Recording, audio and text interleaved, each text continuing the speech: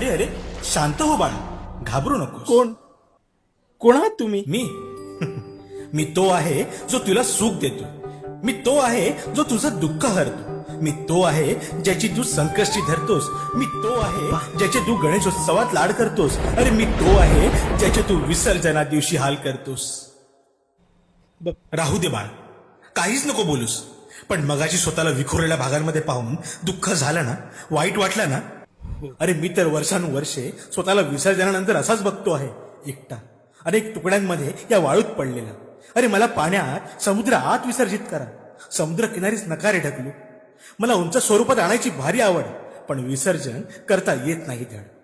विसर्जनानंतर तुम्ही ज्या चरणावर डोकं टेकलेलं असतं ना, ते एकीकडे असतं. ज्या हाताने तुम्हाला आशीर्वाद दिला तो एकीकडे. तुम्ही लाडाने भरवलेला प्रसाद खाल्ला ते पोट एकीकडे. आणि तुम्हाला ज्या चेहऱ्याने, ज्या डोळ्यांनी पाहिलं ते. पप्पा माफ कर रे आम्हाला. आम्ही यापुढे नाही असं वागणार. तुला नीट निरोप देऊ. बाप्पा माफ कर रे बाप्पा. माझ्या